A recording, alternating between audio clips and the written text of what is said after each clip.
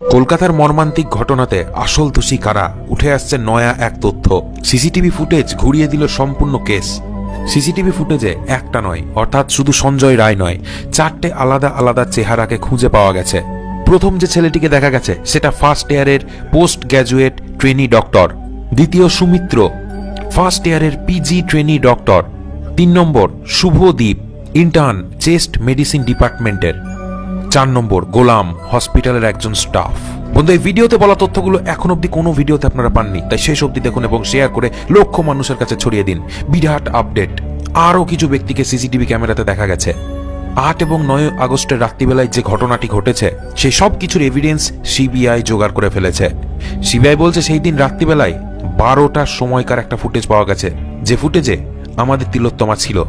তার সঙ্গে ছিল 2টো ট্রেনি ডক্টর, একটার নাম সুমিত্র এবং তার সঙ্গে আরেকজন বন্ধু ছিল, দুটোই ছিল জুনিয়র। এই 3 জন শিফট শেষ করার পরে ডিনার করতে বসে। ডিনার যখনই করলো, ঠিক 12টার সময় ডিনার করলো। তারপরে এই গ্রুপ ডিসাইড করলো যে একটু রিল্যাক্স হয়ে নি। ঠিক 12টার সময় যায় তারা সেমিনার হলে। অলিম্পিকের নীরাজ চোপড়ার যে থ্রো প্রতিযোগিতা হয়েছিল সেটা তারা দেখবে, সেটাই তারা তখন ঠিক করে। টানা 36 ঘন্টা লং শিফটের পরে রিল্যাক্স করার জন্য তারা এই শোটিকেই বেছে নেয়। সুমিত্র, রাখো এবং আমাদের তিলোত্তমা 3 জন মিলে অলিম্পিকে সেই শো দেখতে শুরু করে নীরাজ চোপড়ার। তারপর ঠিক রাত্রি 2টো নাগাদ সুমিত্র এবং রাখো নামের 2 জন ছেলে সেমিনার হল থেকে বাইরে চলে আসে। তারপরে সেমিনার হলের ঠিক উল্টো দিকে অপোজিট সাইডে একটা স্লিপ রুম ছিল, যেখানে স্লিপ স্টাডি করা হয়, অর্থাৎ পেশেন্টদের ঘুমিয়ে থাকা অবস্থায় তাদের শরীরে কি কি চেঞ্জেস আসছে সেটা নিয়ে স্টাডি করা হয়। রাখো এবং সুমিত্র ওই 2 জন ওই হলের মধ্যে গিয়ে ঘুমিয়ে পড়ে। তখন বাজে ঠিক রাত্রি 2টো মতো। সেই সময় আমাদের তিলোত্তমা সেমিনার রুমে একা রেস্ট নেয়ার জন্য অগ্রসর হয়, সেটাই তার সিদ্ধান্ত ছিল। এরপরে শুভদীপ নামের যে 3 নম্বর ডাক্তার, যে ইন্টার্ন ছিল, যেও ছিল এই গ্রুপে, সে 3rd ফ্লোরে চলে যায়। ভালো করে মন দিয়ে শুনুন, 3rd ফ্লোর, যেখানে সেমিনার রুম ছিল, যেখানে এই ঘটনাটি ঘটেছে সেখানে। আর তার পাশে আর একটা রুম আছে ইন্টার্ন রুম, সেখানে সেই ছেলেটি ছিল শুভদীপ। এরপরে সিসিটিভি ফুটেজ এমন কিছু দৃশ্য দেখালো যে কেস পুরো উল্টে যাচ্ছে। আর সিবিআইকে 4টে মানুষের পলিগ্রাফ টেস্ট, অর্থাৎ লাই ডিটেক্টর টেস্ট করার জন্য সম্মতি জানানো হয়। সিবিআই ডিমান্ড করলো যে এই 4 জনেরও লাই ডিটেক্টর টেস্ট হবে। 4 নম্বর ব্যক্তি রাত্রি 2টোর সময়, ভালো করে শুনবেন, সুমিত্র এবং রাখো আমাদের তিলোত্তমাকে সেমিনার হলে ছেড়ে যায়। তারপরে ওরা চলে গেল সামনের স্লিপ রুমে। সেমিনার রুম থেকে 2টোর সময় ডাক্তারবাবুরা চলে যায়। সেই সময়তে সেই জায়গাতে, অর্থাৎ চত্বরে ছিল একা আমাদের তিলোত্তমা। ঠিক রাত্রি 3:42 যখন হয়, সঞ্জয় রয় পার্কিংয়ে দেখা যায় তাকে। হসপিটালের গেটের সামনে সে তার বাইককে দাঁড় করায়। 3:48 যে সময় হয়, তখনই সেই ফ্লোরের বিল্ডিং যেখানে এই ঘটনাটি হয়, সেই ইমার্জেন্সি বিল্ডিং এর ভিতরে ঢুকেছিল সঞ্জয়, ঠিক যখন 3:48 বাজে সেই সময়। তারপরে 4:03, ঠিক 4:03 সে করিডোরের পাশে চলে আসে, অর্থাৎ সঞ্জয়, সেই গলি যেখানে সেমিনার রুমটি আছে। ঠিক 4:03 সিসিটিভি ক্যামেরাতে ধরা পড়েছে সঞ্জয় রয়ের সেই চেহারা এবং মুখ, যে ছিল সেমিনার হলের ঠিক সামনে। কিন্তু দাঁড়ান, এখনো ঘটনা শেষ হয়নি। 4:03 ঠিক আগেই, যেমনটা ইনফরমেশন এসেছে, ঠিক 4টের সময়, অর্থাৎ 3 মিনিট আগে একজন মানুষকে দেখা যায়। আর এটাই হচ্ছে গোলাম, হসপিটালের স্টাফ। হসপিটাল স্টাফের একটা সদস্যও বলতে পারেন এই মানুষটিকে, হসপিটালের কর্মচারী। 1st ফ্লোর থেকে 3rd ফ্লোরে গেছিল সিসিটিভি ক্যামেরাতে, এটাই দেখা যায় এই গোলাম নামের ব্যক্তি। তারপরেই 4:03 সময় সঞ্জয় রয়কে দেখা যায় সেমিনার রুমের সামনে। তারপরে 4:03 পরে 4:35 আবারও দেখা যায় যে 1st ফ্লোর হয়ে সেই গোলাম আবার বেরিয়ে আসছে। আর এই জায়গাটাই কিন্তু টার্নিং পয়েন্ট, এটাই কিন্তু ভাবাচ্ছে সবাইকে। আবার উপরন্ত এই জায়গাতে সঞ্জয় রয়ের ব্যবহারটাও ঠিক ছিল না। এবার প্রশ্ন হচ্ছে, গোলাম যখন 3rd ফ্লোর থেকে নিচে এলো 4:32, ঠিক সেই সময়তে সঞ্জয় আবারও সিসি ক্যামেরার সামনে আসে, অর্থাৎ সে কাজ সেরে বেরিয়ে আসছিল। তারপর ঠিক 4:37 সে তার বাইক নিয়ে হসপিটালের চত্বর ছেড়ে চলে যায়। এবার ঠিক এখানে কোন জায়গায় সমস্যাটা হচ্ছে ভালো করে শুনুন। সিবিআই যেটা নিয়ে ভাবছে ঠিক সেই জায়গাটা ভালো করে বলি। সেই ফ্লোরের মধ্যে যখন এই ঘটনাটি ঘটে, যেখানে এই ঘটনাটি ঘটে, সেখানে 4টে মানুষ ছিল। প্রথম হচ্ছে সেই বন্ধু সুমিত্র এবং রাকু, সেই দুজনা সেমিনার হলের ঠিক সামনে যেখানে স্লিপ রুম ছিল সেখানে তারা রেস্ট করছিল। আবার ওখানেই ওই ফ্লোরেই একটা ইন্টার্ন রুম আছে, যেখানে শুভদীপ নামের ছেলেটিও ছিল এবং রেস্ট করছিল। আর ঠিক ওই সময়তেই গোলাম নামে স্টাফটিও, অর্থাৎ ঠিক ওই 30 মিনিটের মধ্যেই যখন সঞ্জয় এন্টার করে এবং যখন সঞ্জয় বেরিয়ে যায়, এই টাইম পিরিয়ডটার মধ্যেই গোলামও কিন্তু ওই ফ্লোরের মধ্যে যায়।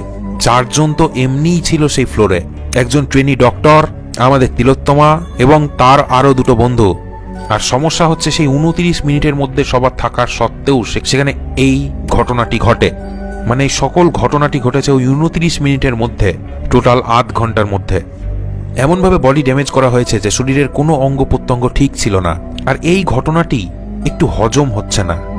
29 মিনিটের মধ্যে এত বিভৎসভাবে সেই সব কিছু করা কিন্তু একদম হিসেবে মিলছে না। এরপরে সঞ্জয় রয় মারাত্মক নেশা করেছিল, সিবিআই জানিয়ে দিয়েছে। এছাড়াও সে তার আগেই প্রমাণও দিয়েছে, কলকাতা পুলিশও একই কথা বলেছিল। এবার মেন প্রবলেম হচ্ছে এত কিছু ঘটনা ঘটার পরেও একটা সাউন্ড, একটা চিৎকার, একটা গলার আওয়াজও পাওয়া যায়নি সেই রুমের বাইরে। সেই ফ্লোরে থাকা আরো যে 3-4 জন ছিল তাদের কানেও কি সেই আওয়াজ যায়নি? প্রশ্ন একটাই সিবিআইয়ের। আবার উল্টো দিকে আর একটা খবর উঠে আসছে যে সেই ঘরের দরজা লক করা যেত না, কারণ তার শিকল ছিল ভাঙা। আর এই একটা কারণেই সিবিআই এই 4 জনের পলিগ্রাফ টেস্টের জন্য দাবি করেছে। রাকো, সৌমিত্র, শুভদীপ এবং গোলাম, এই 4টে মানুষের পলিগ্রাফ টেস্ট হতে চলেছে। আর এই টেস্টটাও হবে আর কিছুক্ষণের মধ্যেই, কিছু সময়ের মধ্যেই। এটা এমন একটা টেস্ট যেখানে শরীরের উপরে ফিজিওলজিক্যাল যে চেঞ্জেসগুলো ঘটে সেগুলোকে ক্যাপচার করে। প্রচুর প্রশ্ন করা হবে, প্রাসঙ্গিক এবং অপ্রাসঙ্গিক, আর সেই সময় দেখা হবে শরীর কিভাবে রিয়্যাক্ট করছে। যাকে প্রশ্ন করা হবে তার শরীরের একাধিক জায়গাতে থাকবে বিভিন্ন সেন্সার এবং মেশিন লাগানো।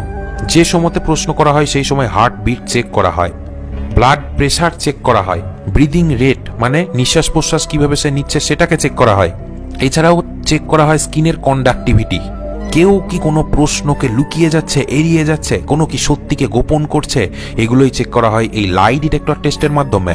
দেখুন, এই ঘটনাকে ঘটালো তার পিছনে প্রচুর প্রশ্ন আছে, অনেক কিছু ঘটতে পারে, অনেকে এই কাজ করতে পারে। কিন্তু নির্যাতিতার মা এবং বাবা, তাদের পরিবার সিবিআইকে যা যা বলেছে তা শুনলে অবাক হবেন। সিবিআইয়ের উপরে 100% আস্থা আছে, ভারত সরকারের উপরে 100% আস্থা আছে তার পরিবারে। পরিবার বলেছে যে 1-এর বেশি মানুষ ইনভলভ থাকতে পারে এই ঘটনার মধ্যে। এটা কোনো একজন মানুষের করা কাজ নয়, এটা তারা সন্দেহ করছে। এবার যদি হিসেব করা হয় তাহলে দেখতে পাবেন সেখানে 4 জন ব্যক্তি ছিল, আর ওই 4 জনের মধ্যে কেউ কিছু আওয়াজ শোনেনি। এত বড় ঘটনা ঘটে গেল। তো সেমিনার হল যেটা আছে, যেখানে ভিতরের আওয়াজ বাইরে আসে না, সেটাকে এমনভাবে বানানো হয়েছে যে ভিতরের আওয়াজ যেন একটু লিক না করতে পারে, সাউন্ড প্রুফ বানানো হয়েছে সেই ঘরটিকে। তো এই কারণেও হতে পারে তার চিৎকার হয়তো বাইরে আসেনি, কিন্তু এর বাইরেও আরো অনেক সম্ভাবনা রয়েছে। আবার এটাও হতে পারে সেই কলেজের কর্তৃপক্ষেরই হাত আছে এটার উপরে। তো এর উপরে অনেক রকম থিওরি অনেক মানুষই দিচ্ছে, কিন্তু তাদের বিরুদ্ধে কোনো প্রমাণ বা সত্যতা নেই। দেখুন, সত্যতার প্রমাণ অনেক সময় না থাকলেও অনেক কিছু প্রুভ করা যায়। এর মধ্যে একটা পলিগ্রাফ টেস্ট, আরজিকর মেডিকেল কলেজের প্রিন্সিপাল সন্দীপ ঘোষকেও যদি পলিগ্রাফ টেস্ট করানো হয়, যেটা হবে কিছুক্ষণের মধ্যেই, তাহলে অনেক তথ্য বেরিয়ে আসবে। দেখুন, প্রশ্ন হচ্ছে এর মধ্যে কি কোনো বড় শক্তি লুকিয়ে আছে? বড় কারো কি হাত লুকিয়ে আছে?